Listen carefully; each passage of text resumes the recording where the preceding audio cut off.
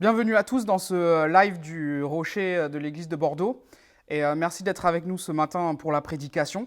Je voudrais tout d'abord qu'on puisse accueillir la présence du Seigneur et puis prier ensemble pour pouvoir demander au Seigneur qu'il bénisse sa parole et également qu'il touche vos cœurs. Seigneur, ce matin, je te prie, Seigneur Jésus, dispose nos cœurs, Seigneur. Nous voulons que nos cœurs soient touchés par ta parole, Seigneur Jésus-Christ. Nous voulons écouter, Seigneur Jésus, mettre en pratique, Seigneur Jésus, ta parole tous les jours de notre vie. Seigneur, aujourd'hui, je te demande de oindre, Seigneur, ta parole, Seigneur, et qu'elle soit une lampe pour nos pieds. Seigneur, bénis tous ceux, Seigneur, qui sont aujourd'hui et qui nous regardent en direct, Seigneur Jésus, depuis la région Aquitaine, Seigneur, mais de partout de la francophonie, Seigneur. Sois, Seigneur Jésus, un guide, Seigneur Jésus, pour chacun d'entre nous, Seigneur. Nous te bénissons et que ta parole soit bénie ce matin. En ton nom, Jésus-Christ. Amen. Donc, ce matin, nous allons ouvrir la parole de Dieu dans Deutéronome, au chapitre 8 et au verset 2. Donc, Deutéronome, chapitre 8, verset 2.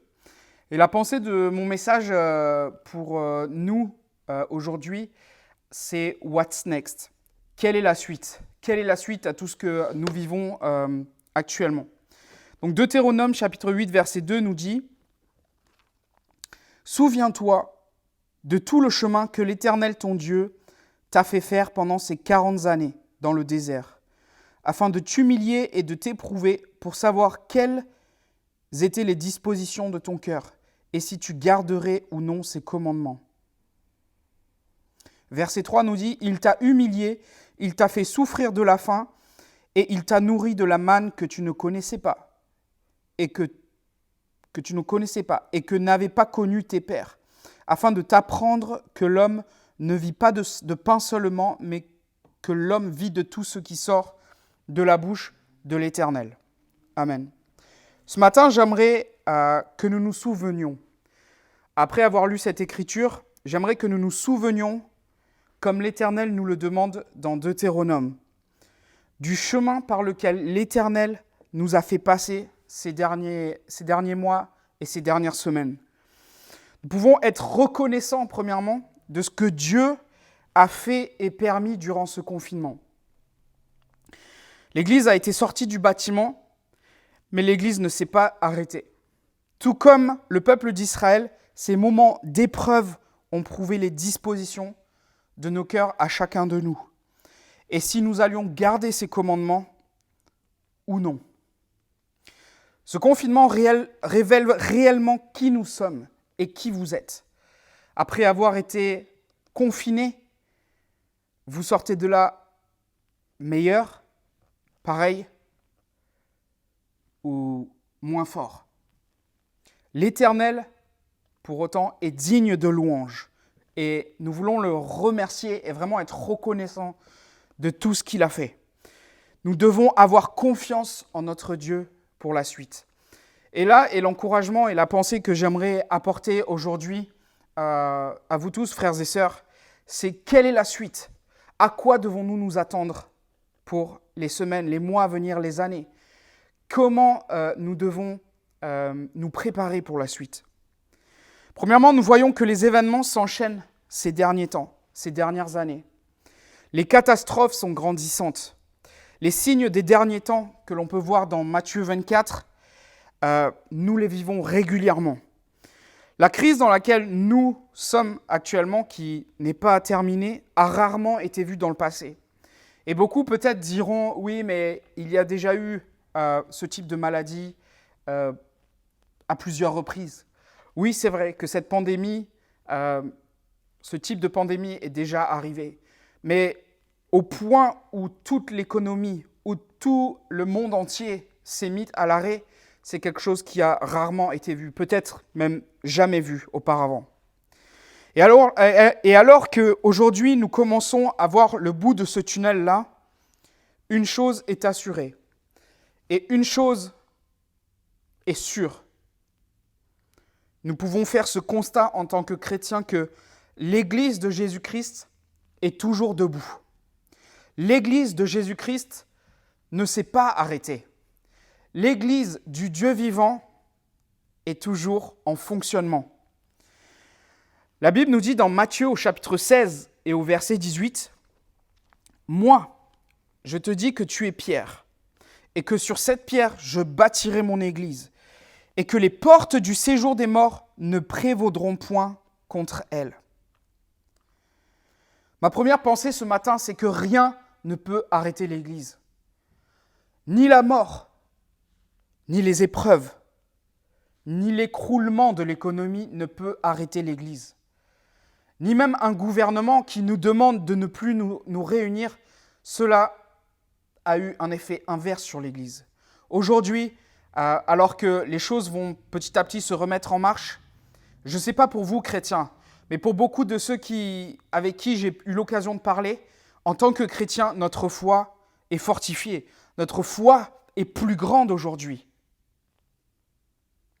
Rien ne peut arrêter l'Église de Jésus-Christ. L'Église a été sortie du bâtiment, mais l'Église a envahi d'autres espaces. L'Église a envahi notamment Internet, les réseaux sociaux, à tel point que même les grands réseaux comme Facebook ont recruté des chrétiens pour écouter les besoins et les attentes des chrétiens pendant ce confinement. Si vous voulez qu'on en parle plus amplement, il y a plein de détails que je peux vous donner qui montrent comme quoi les choses sur Facebook, bien sûr, il y a certainement des intérêts derrière économiques, mais les choses ont été simplifiées, ont été arrangées pour que l'Église continue à se réunir à travers les réseaux. L'Église est toujours debout. La pandémie, l'économie et la mort n'ont aucun pouvoir sur l'Église.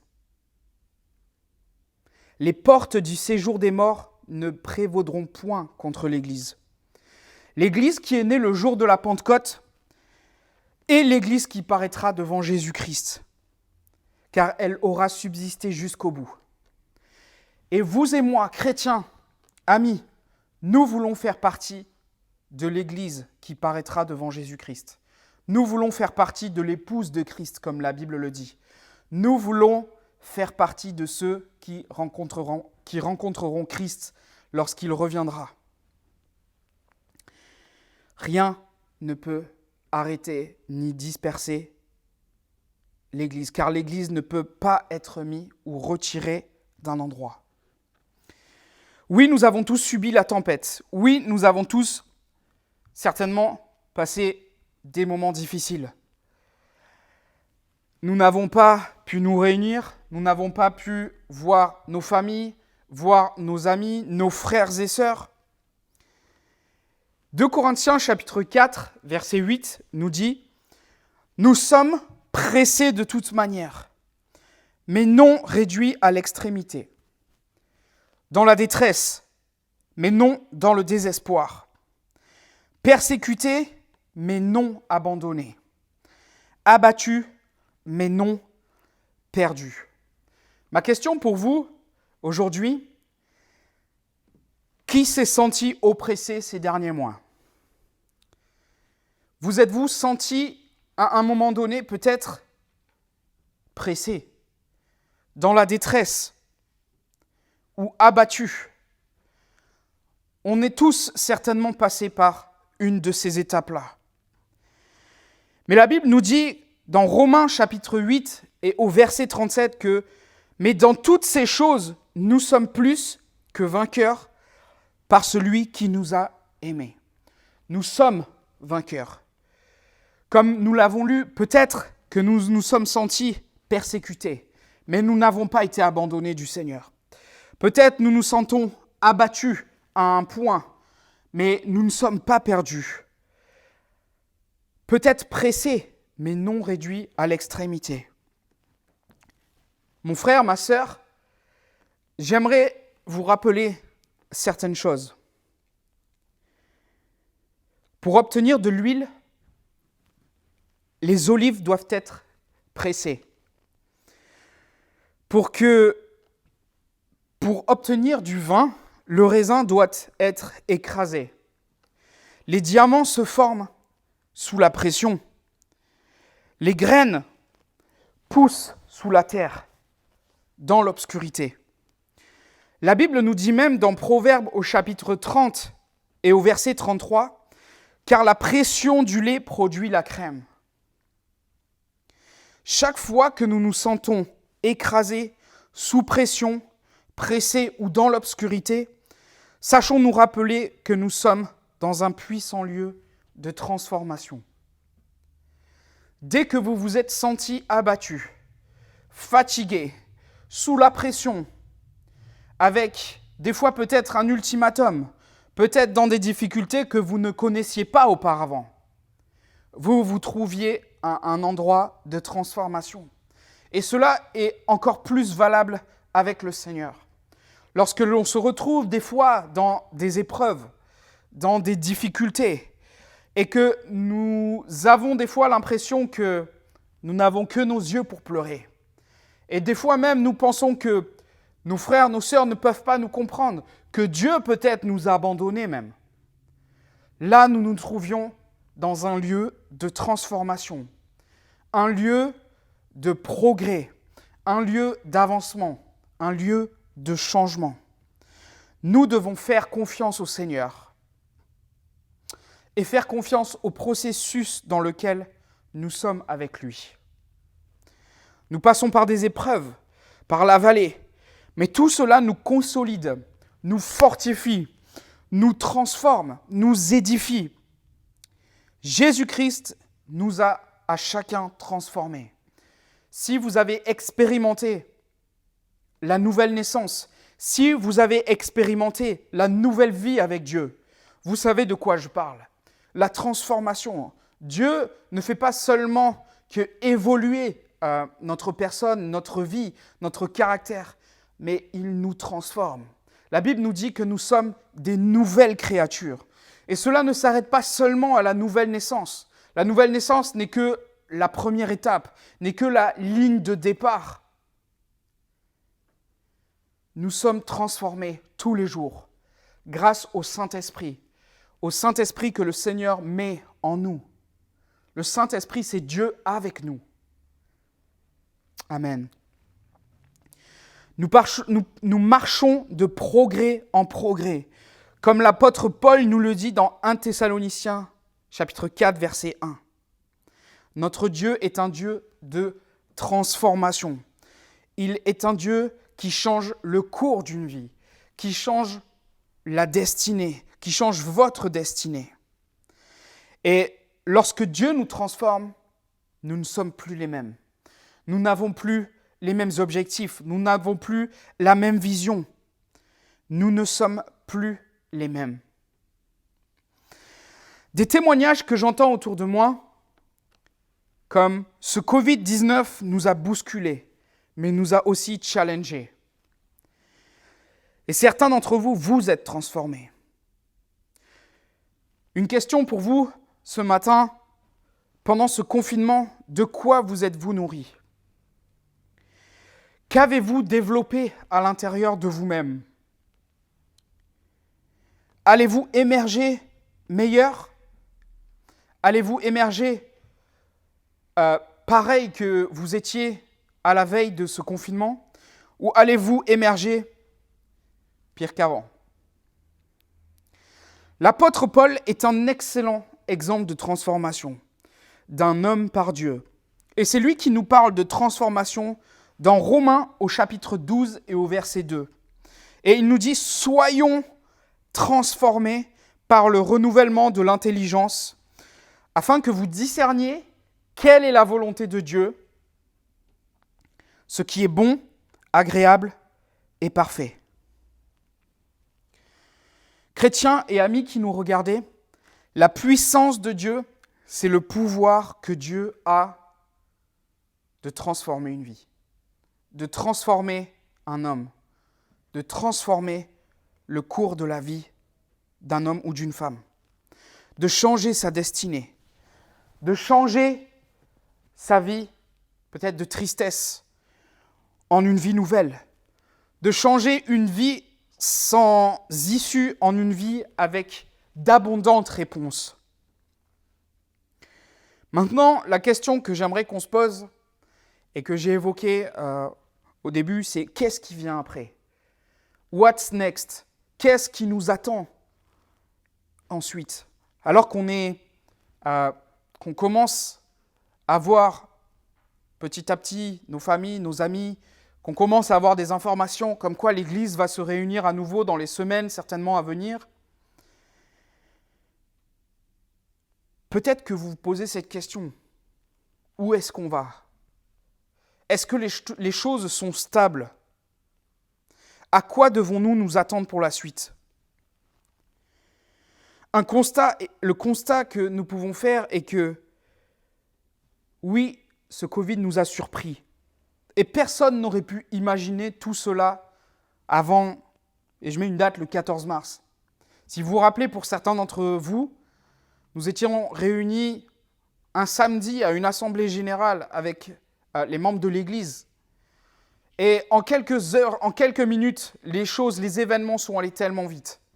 On n'a pas pu se réunir le dimanche matin. Et les choses sont allées en décadence et en décadence. Personne n'aurait pu prévoir tout ça. Personne. Et alors que moi, j'essaye de prétendre, de vous demander, d'essayer de réfléchir sur qu'est-ce qui vient après. Je n'ai pas la réponse. Mais peut-être qu'on peut déterminer une direction avec Dieu de ce que nous voulons faire ensuite. Sachons une chose, chrétiens. Dieu, lui, n'a pas été pris par surprise par la crise actuelle. Dieu, lui, n'a pas été surpris de ce qui est arrivé. Souvent, on a l'habitude, le 1er janvier, le 31 décembre, de se dire voilà ce qu'on prévoit pour l'année. Voilà ce qu'on va faire cette année. Voilà le thème de cette année. Voilà ce que je prévois. Voilà mes résolutions. Mais vous savez quoi? Tout ce qu'on a mis certainement en place le 31 décembre, à minuit, alors qu'on s'est dit « Ah ouais, j'ai projet de faire ça avec Dieu. Ah ouais, professionnellement, je vais faire ça. » Peut-être que tout cela est tombé comme un château de cartes. Mais Dieu, lui, savait. Notre Dieu qui est omniscient savait que ces choses arriveraient précisément à ces dates. Notre Dieu qui est sur son trône de gloire, il a eu constamment un œil sur nous. Il connaissait les événements qui allaient arriver et il avait cet œil sur chacun d'entre nous, sur ses enfants. Car nous pouvons nous considérer comme ses enfants. Amen. Psaume 139, verset 16 nous dit « Quand je n'étais qu'une masse informe, tes yeux me voyaient. Et sur ton livre étaient tous inscrits les jours qui m'étaient destinés, avant qu'aucun d'eux existât. » Les Écritures nous montrent que plus nous nous rapprochons de la fin des temps, plus les événements vont s'intensifier. Et je veux mettre ces choses en parallèle. Nous ne connaissons pas le lendemain.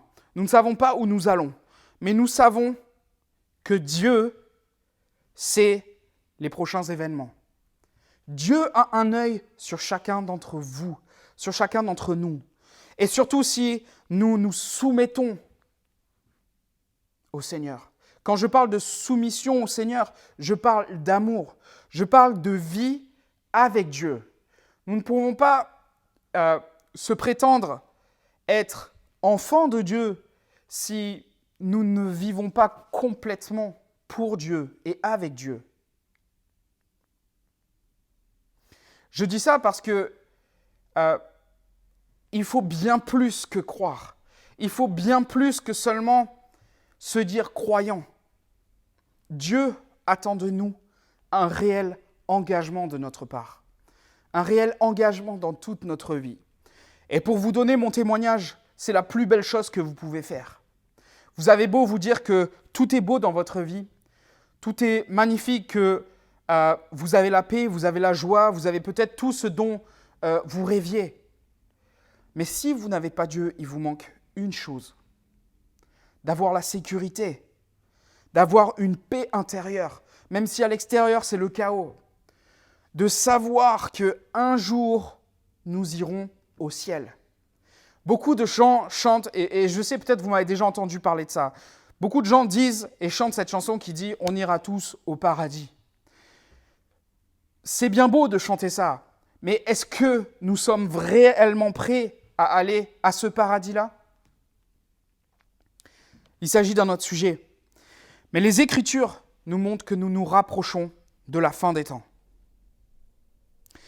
Les événements vont s'intensifier. Depuis 2019, les événements et bruits de guerre sont nombreux. Et encore une fois, je vous rappelle, je vous encourage à lire Matthieu 24 dans son intégralité et regardez les événements qui doivent arriver à la fin des temps. La Bible nous dit que personne ne sait ni l'heure ni le jour. Mais nous avons des signes, nous avons des événements qui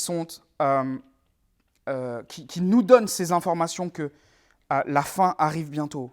Et je vais prendre certaines informations, certaines infos qui, lorsque on les a vues en 2019, on s'est dit « Waouh, on n'a jamais vu ça avant ». Je peux vous parler de tous ces incendies, de tous ces feux qu'il y a eu partout dans le monde, notamment en Australie. Des choses que nous n'avions jamais vues auparavant.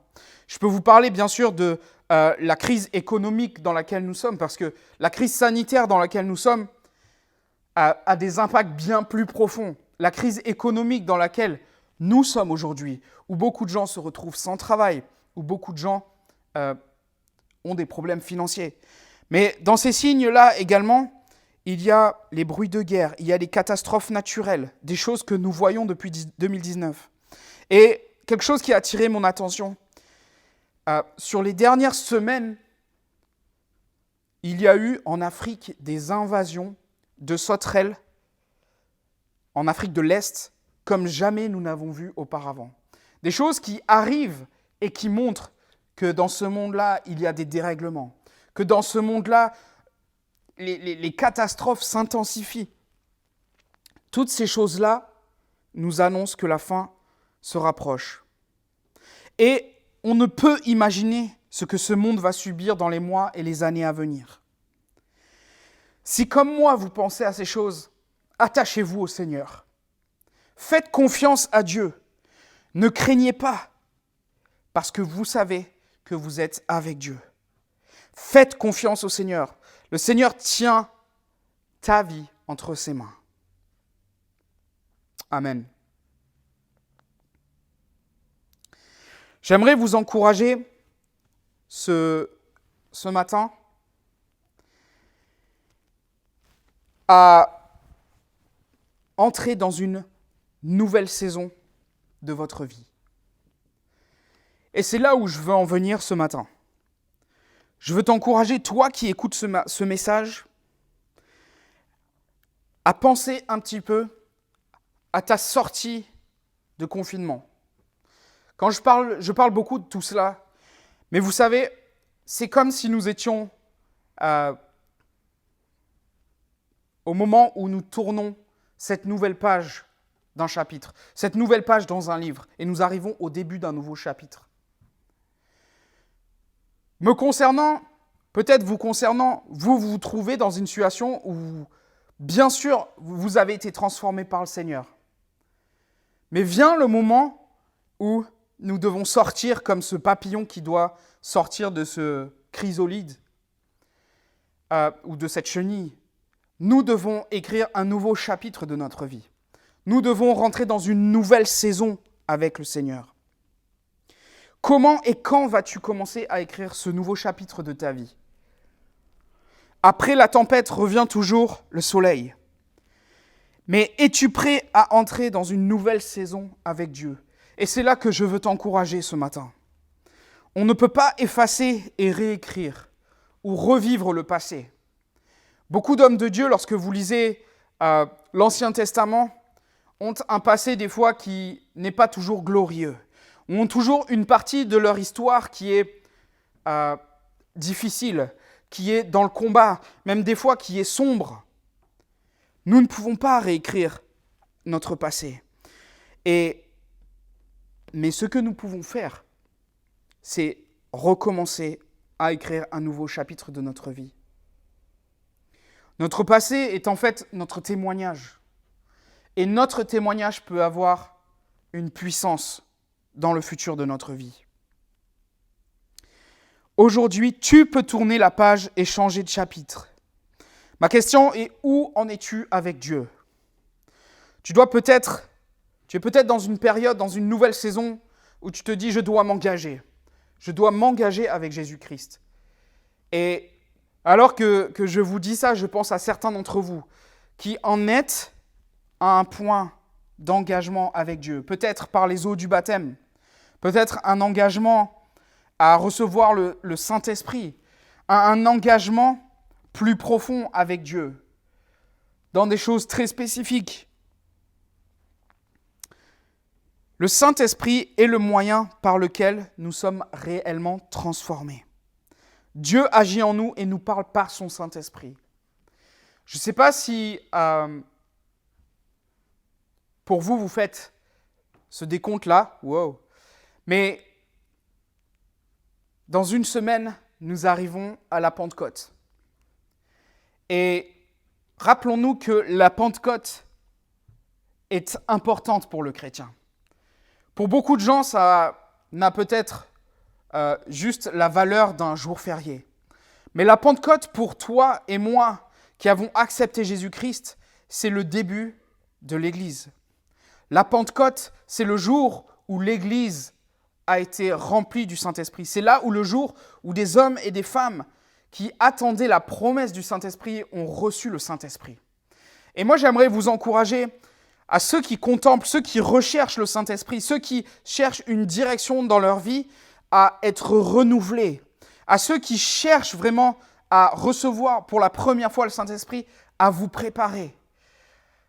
Dimanche prochain, nous aurons certainement un invité spécial. Je laisse la surprise à notre pasteur à nous dire toutes ces choses-là.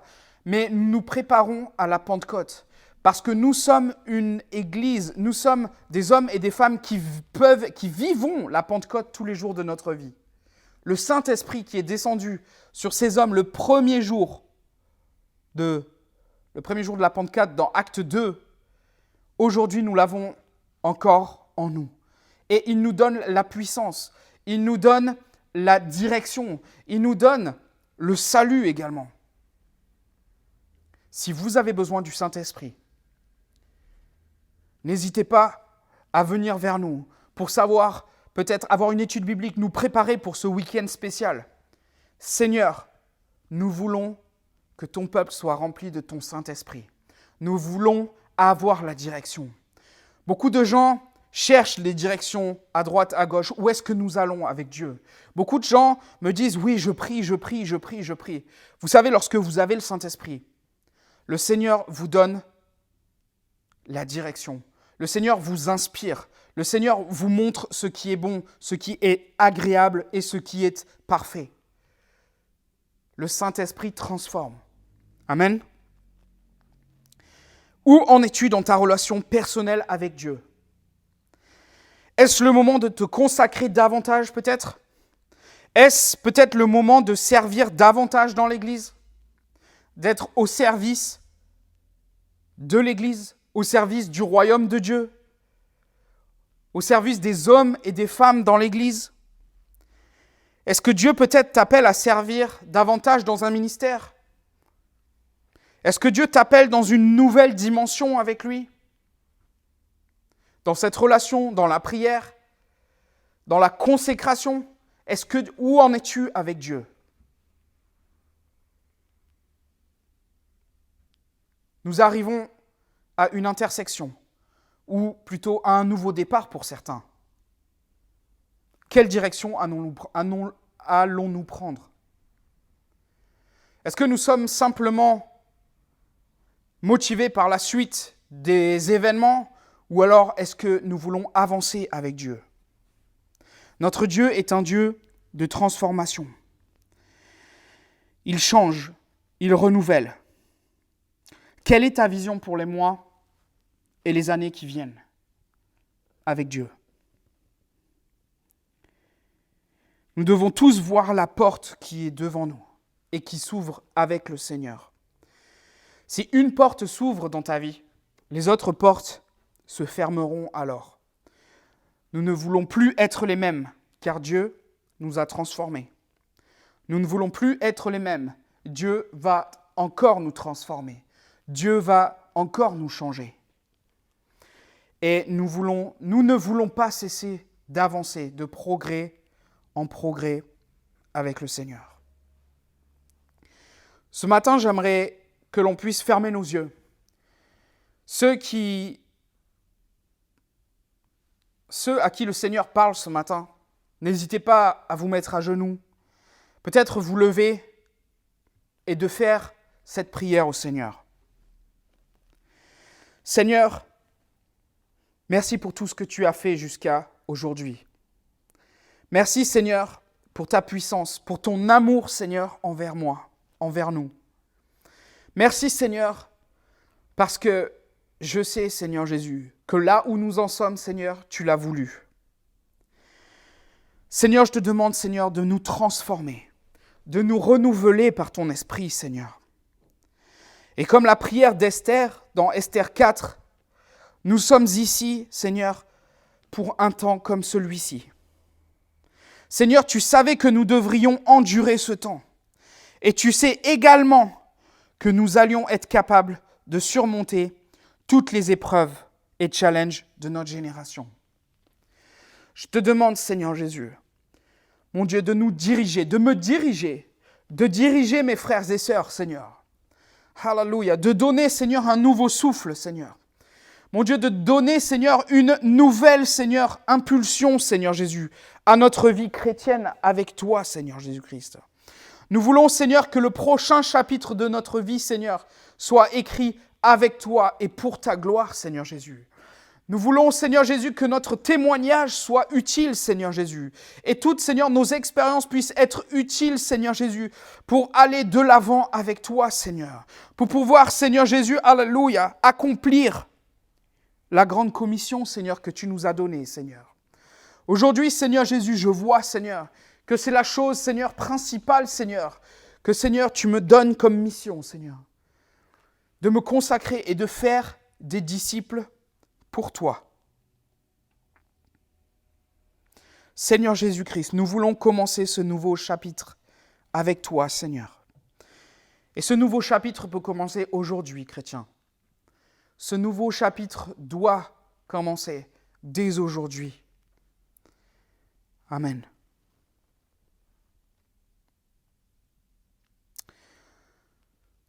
Tout notre environnement, ce qu'il se passe à l'extérieur, nous ne le contrôlons pas. Nous pouvons seulement déterminer nos futures actions. Nous pouvons seulement déterminer dans quelle direction nous allons aller. Et surtout, ne pensons pas que nous sommes victimes de notre environnement, que nous sommes victimes de ce qu'il se passe autour de nous. Mais nous sommes le résultat des choix que nous avons faits hier. Peu importe la force et le sens du vent, avec ou contre vous, nous voulons avancer avec le Seigneur de progrès en progrès. Que le Seigneur vous bénisse, vous fortifie, vous transforme. Et très bientôt, nous nous verrons ensemble dans sa maison, ici-bas, ou peut-être au ciel. Que le Seigneur vous bénisse. Amen.